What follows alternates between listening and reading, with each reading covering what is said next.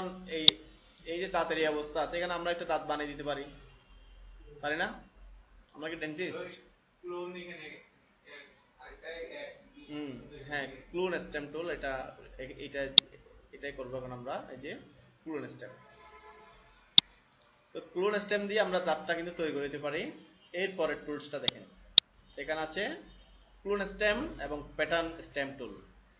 তো দেখেন ক্লোন স্টেমটা দিয়ে আমরা কি করতে পারি, এই দাঁতটাকে আমরা কপি করে নিব প্রথমে।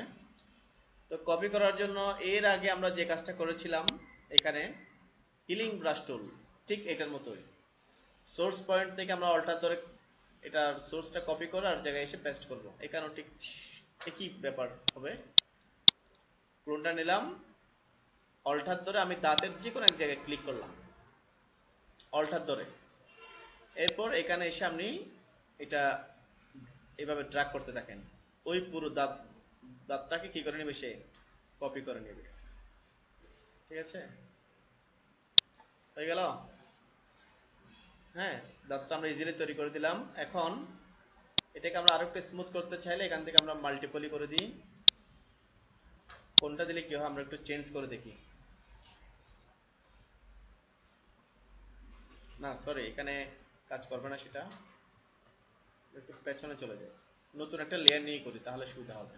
হ্যাঁ, এখানে ক্লিক করলে নতুন লেয়ার আসবে। হ্যাঁ, তো আমি আবার এখানে অল্টার ধরে ক্লিক করলাম, কাজ হচ্ছে? নতুন লেয়ারে কাজ হচ্ছে না, সেক্ষেত্রে আমরা এখানে এই যে দেখেন এখানে আছে কারেন্ট লেয়ার, এখানে আমরা করে দিব অল লেয়ার। এখন কাজ করবে,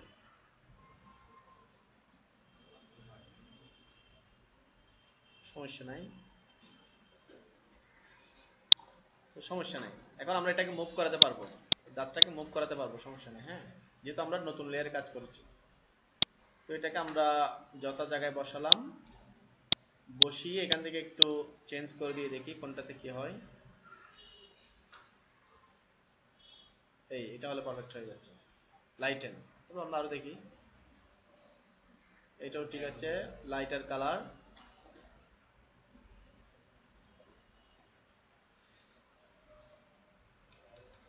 তাহলে কি বুঝলেন? এটাই থাক, লাইটার কালার। তাহলে এখন পারফেক্ট হয়ে গেছে। দেখেন তো ঠিক আছে কিনা। তাহলে আমরা করতে পারি না যে এরকম কিছুই নাই। হয়তো কোনোটাতে একটু সময় বেশি লাগবে, কোনোটাতে একটু কম লাগবে। হ্যাঁ, বা এক এক কাজে আমরা এক একটা টুলস ইউজ করবো।